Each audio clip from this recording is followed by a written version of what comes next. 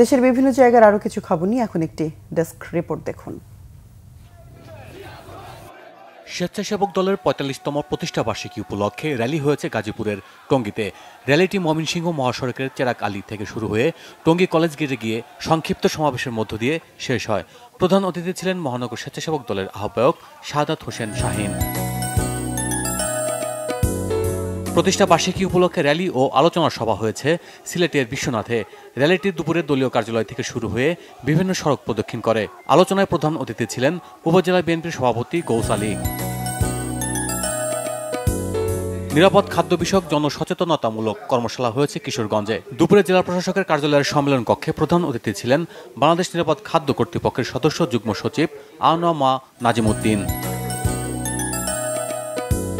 কুড়িগ্রামে মাদক প্রতিরোধে অভিযাত্রা শুরু করেছে জেলা মাদক প্রতিরোধ কমিটি।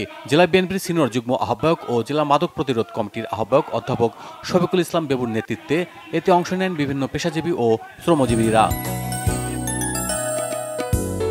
বাগেরহাটে 4টি সংসদীয় আসন বহাল রাখার দাবিতে সড়ক অবরোধ কর্মসূচি পালন করেছে সর্বদলীয় সম্মিলিত কমিটি। খুলনা মাওয়া মহাসড়কে সকাল 9টা থেকে শুরু হওয়া এই কর্মসূচি চলে দুপুর 1টা পর্যন্ত। এবার এসএসসি দাখিল ও সমমান পরীক্ষায় কৃতী শিক্ষার্থীদের সংবর্ধনা দিয়েছে নোয়াখালীর চাটখিল উপজেলা প্রশাসন। সকালে জেলা পরিষদ অডিটোরিয়ামে উপজেলা নির্বাহী কর্মকর্তা মিজানুর রহমানের সভাপতিত্বে সংবর্ধনা অনুষ্ঠানে প্রধান অতিথি ছিলেন অতিরিক্ত জেলা প্রশাসক তাসলিমুন নেসা। নারায়ণগঞ্জের রূপগঞ্জে দেবই কাজীরবাগ আলিম মাদ্রাসাকে ফাজিল ডিগ্রি মাদ্রাসায় উন্নতি করায় শোকরানা মাহফিল ও জিপিএ 5 প্রাপ্তদের সংবর্ধনা দেওয়া হয়েছে। এতে প্রধান অতিথি ছিলেন উপজেলা নির্বাহী কর্মকর্তা সাইফুল ইসলাম। ময়মনসিংহ দোকান মালিক সমিতির ঐক্য পরিষদের নতুন কমিটির অভিষেক হয়েছে।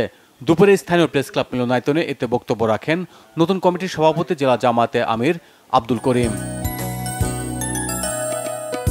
নরসিংদীতে সিরাজ মিয়া ও নুরুল আমিন নামে 2 ব্যক্তির বিরুদ্ধে চাঁদা দাবির অভিযোগের প্রতিবাদে সংবাদ সম্মেলন হয়েছে।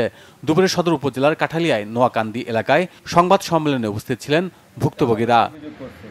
Bangla vision news desk.